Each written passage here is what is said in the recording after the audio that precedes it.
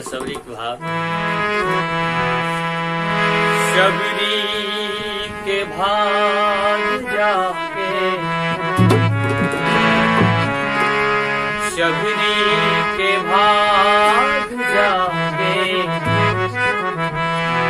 भगवान आ रहे हैं। भगवान आ रहे हैं, सबरी के भाग जाके भगवान आ रहे हैं। सबरी के भाग जाके भगवान आ रहे हैं। दोनों नयन खुशी से, दोनों नयन खुशी से आंसू बहा रहे हैं। आंसू बहा रहे हैं।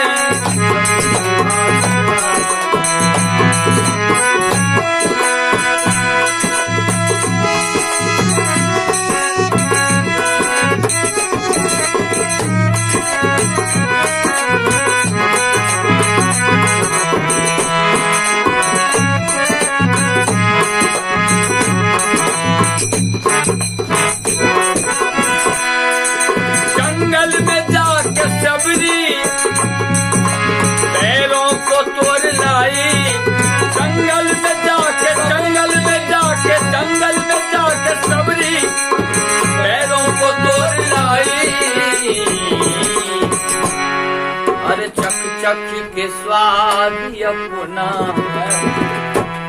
चख चख के स्वाद अपना प्रभु को खिला रहे हैं। खिला रहे हैं, भगवान आ रहे हैं।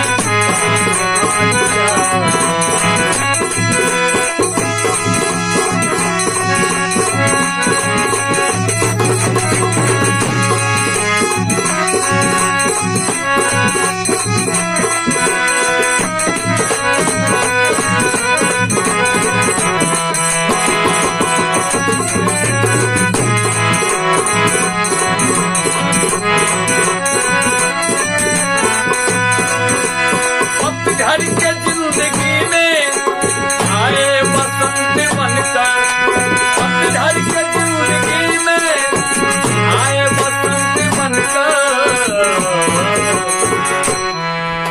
बन बन का फूल अपना, बन बन का फूल अपना सौरभ लुटा रहे हैं।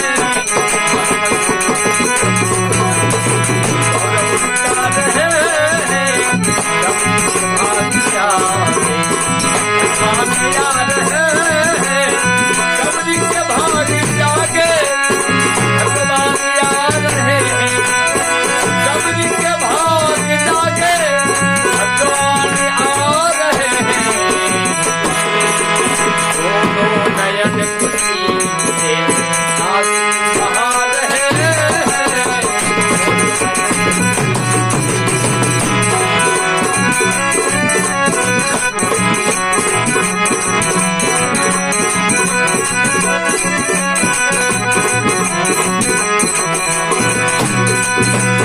कोई न ऊंचा नीचा, सब जाति है बराबर।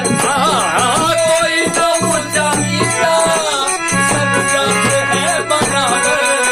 कोई न ऊंचा, कोई न ऊंचा, कोई न ऊंचा नीचा, सब जाति है बराबर। कोई न ऊंचा नीचा, सब जाति है बराबर। यह भेद जिंदगी का, यह भेद जिंदगी का भगवान मिटा रहे हैं।